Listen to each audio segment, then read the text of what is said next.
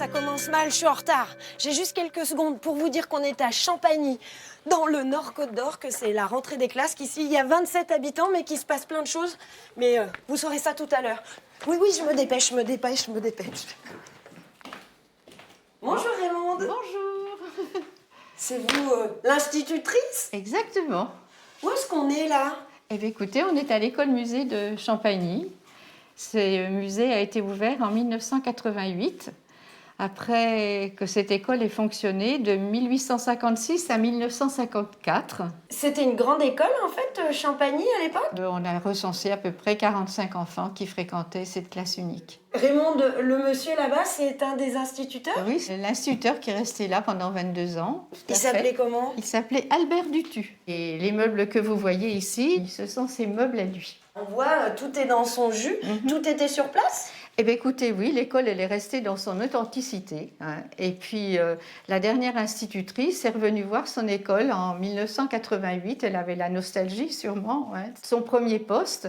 Elle a émis l'idée d'en faire un musée. Et puis, voilà. Quel est l'objet de cette association, en fait? Vous voulez montrer comment ça se passait à l'époque? Voilà, on veut expliquer comment se passait l'école d'autrefois, surtout à l'époque où l'école a été obligatoire et gratuite. Très important. Ça se passait dans la pièce à côté, vous m'emmenez? Juste à côté, je vous emmène, suivez-moi. Vous allez vous asseoir au bureau et puis vous allez vous essayer à l'écriture. Laissez libre. Bonjour. Bonjour. Je suis votre nouvelle élève, paraît-il. Ah, ben alors, peux m'asseoir? asseyez-vous. Voilà, Raymond m'a dit qu'il fallait que je prenne un cours d'écriture avec vous. volontiers. Bon, voilà, vous avez la plume, Ok. l'encrier avec de l'encre violette. Oh, mais les gauchères, c'est pas possible. Mais on ne peut pas écrire à l'encre avec la main gauche. Ah ben là, mais à droite, je vais pas y arriver, hein. Bon, J'essaie. on va essayer, hein.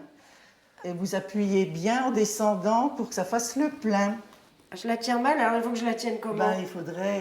Il faudrait être droit. Voilà, Ah ouais, voilà. Voilà, c'est ça le problème des gauchers. C'est ça, je fais que des déliés, moi. Voilà. Et avant, on se faisait taper sur les doigts, vraiment? Ah oui, même attacher la main gauche dans le dos pour être obligé de prendre la droite. Voilà. C'est surprenant, les petits-enfants apprennent fortuitement que leur grand-père ou leur grand-mère connaissaient ce genre d'école. Voilà.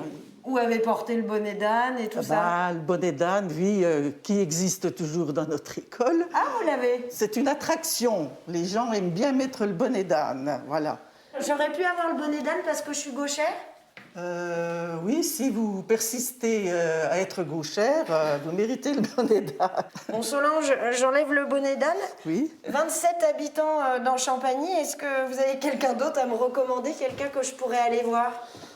Eh bien, donc nous avons Éric Delaclos, qui s'est donc installé comme sculpteur. Il habite juste à côté? Il habite en face de l'école, voilà. En face de l'école? Bon, ben, merci, Voilà. maîtresse. Je vous abandonne. Je crois pas que j'arriverai à devenir droitière. Donc, je vous laisse à vos plumes, hein.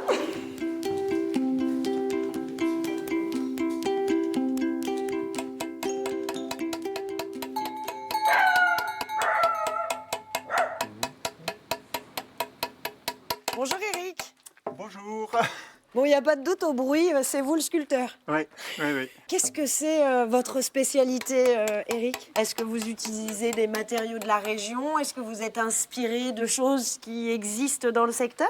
Alors, matériaux de la région, c'est sûr, hein. Le bois, majoritairement, c'est des bois que j'abats et que je fais sécher. Pour la pierre, je travaille presque exclusivement de la pierre locale. Donc ici, sur laquelle je tapais, c'est de la pierre de Semont, donc dans le Châtillonnais. Je reconnais un pied. Vous creusez, vous sculptez directement ou on fait un dessin avant? La première chose, c'est un dessin. Oui. Là, le dessin, vous l'avez derrière vous, hein. Ah oui, d'accord. Voilà. Ensuite, je reporte mon dessin à l'échelle sur la pierre. D'où le quadrillage. Voilà. Combien de temps ça peut prendre à créer une pièce comme ça? J'ai compté 8 jours. Il faut aller vite, sinon c'est cher. Ah, Et oui. si c'est cher, je ne vends pas. Voilà, c'est tout simple. Un ordre d'idée, ça revient à combien? Ici, avec l'achat de la pierre et posée, c'est 1200.